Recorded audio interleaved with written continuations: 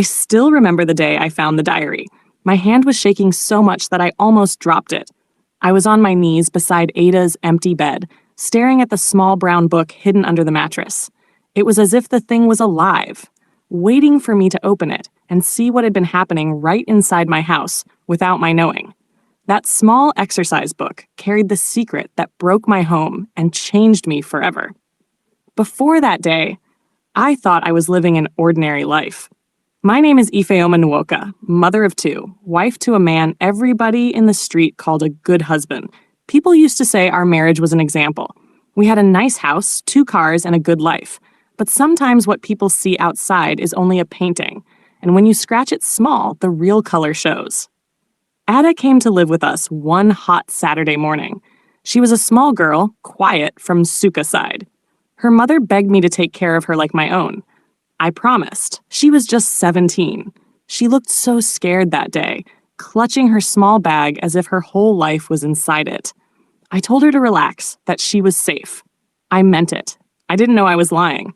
For the first few months, Ada was like light in the house. She woke early, cleaned, cooked, took care of my children like she was their big sister. She didn't talk much, but she smiled often. Sometimes when I came back from work, I would see her washing clothes and singing small gospel songs under her breath. I felt lucky to have her. Then one day, things changed. She started looking tired, her eyes red, always lost in thought. She began to avoid my husband. At first, I thought maybe she was being lazy or she was missing home. I even scolded her once for not greeting him properly. She just looked down and said sorry in a voice that was not steady. I noticed how my husband would always find one excuse to send the children out of the sitting room when Ada was cleaning. Sometimes he would come back from work earlier than usual. I didn't think too much of it. I was always rushing for deadlines, coming home late, too tired to talk. But little signs were there.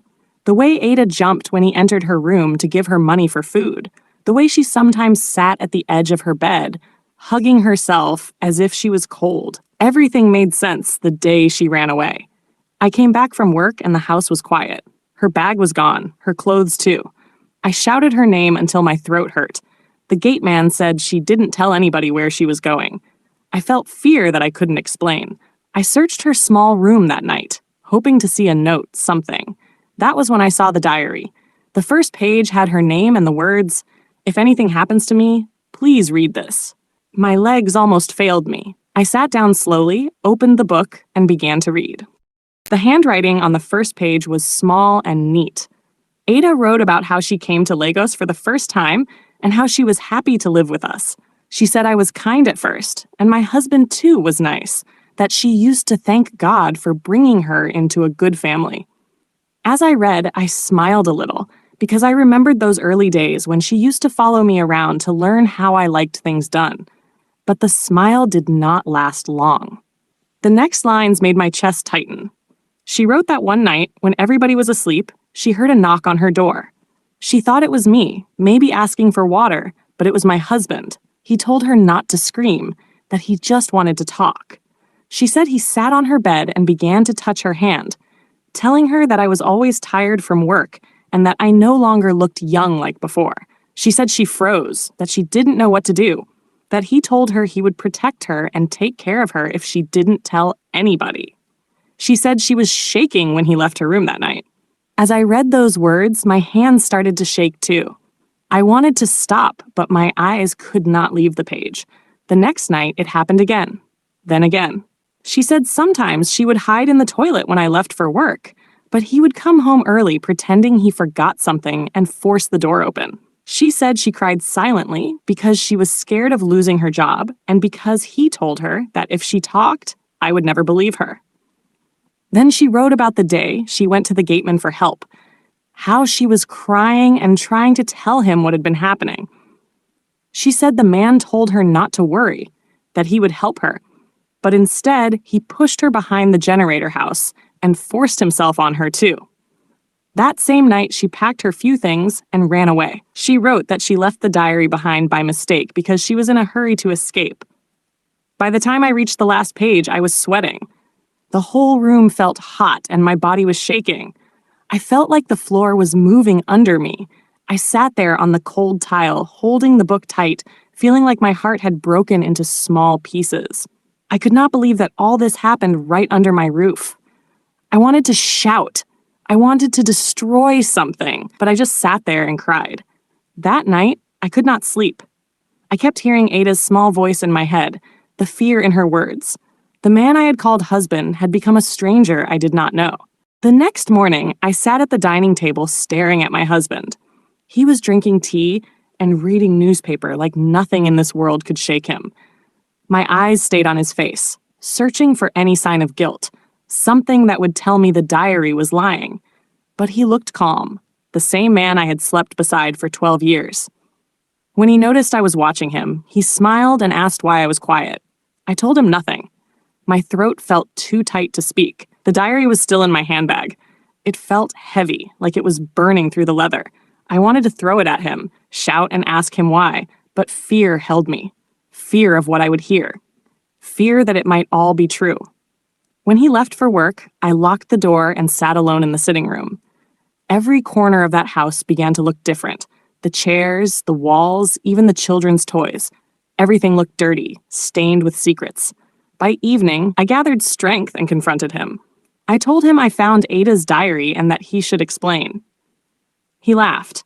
He said Ada was lying, that village girls can write nonsense when they want to destroy good homes. He said I was foolish to believe the story of a small girl.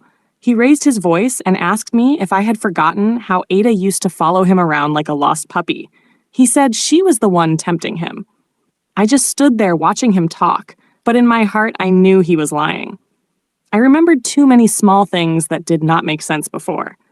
The time Ada came to me crying and said she wanted to go home, but could not explain why. The way she flinched when he touched her shoulder. The night I came back early and met him half-dressed in the corridor, saying he had heat rash. The pieces started joining together like a puzzle I never wanted to see. That night, I could not sleep. I watched him snore beside me, and I felt anger grow inside me like fire. I knew I could not stay quiet. The next morning, I called Ada's mother in Suka. I told her that Ada ran away and that I needed to find her. The woman started crying. She said her daughter never came back home, that she had not heard from her for months. My heart broke again. I promised her I would find Ada no matter what. I packed a small bag, left the children with my sister, and traveled to Nsuka that same week. The road was long and hot, and my mind was full of questions. I did not know what I would find, but I knew I would not rest until I saw Ada again. When I reached Nsuka, I went straight to Ada's family house. Her mother looked thinner than I remembered. The moment she saw me, she started crying. She kept saying she thought I came to tell her that her daughter was dead. I told her no, that I was still looking for her. The woman said Ada had not returned since the day she left Lagos, that she had been praying every night for her safety. She brought out a small picture of Ada and held it to her chest like it was her only child left in the world. I held her and promised that I would find the girl. That evening, I started asking around the village. One old woman said she heard that Ada was seen in Enugu working with some church women who help girls that run away from bad homes. The next morning, I went there. When I reached the gate of the shelter, my heart was beating fast. The place looked quiet, but full of flowers and clean benches. I told the woman at the front desk that I was looking for a girl named Ada from Nsuka. She looked at me for a long time before asking me to wait.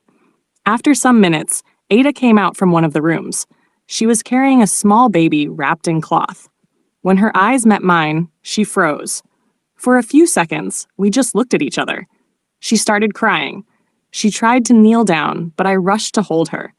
I told her to stand up, that she was safe. The baby was sleeping, small and peaceful, but when I looked at her face, I saw something that made my knees weak. The child looked too much like my husband. The same nose, the same shape of lips. Ada could not talk well. Her voice was shaking as she told me she didn't know who the father was. She said my husband used her many times and that when she tried to tell the gateman, he too forced her. She said she ran away that night because she thought she would die if she stayed. She said she didn't want to destroy my home, but she couldn't bear it anymore. I listened to her with tears running down my face. My heart was heavy, but I didn't shout at her. I just held her hand. Before I left, I took a strand of the baby's hair. I also collected my husband's toothbrush when I got back to Lagos. I went straight to a hospital and told them to do a DNA test. Waiting for the result was the longest week of my life. Every day I prayed that it would not be true, that somehow Ada was mistaken. But deep inside, I already knew the truth. When the result finally came, I opened it with shaking hands. The paper said 99.9% match. The baby was my husband's child. I felt the world go quiet. I sat down and looked around the empty room. Everything I knew about my marriage ended in that moment. The man I had built my life with had not only betrayed me, he had destroyed an innocent girl's life. The morning the DNA result arrived was the day my life truly changed. I sat alone in the living room, the envelope shaking in my hand.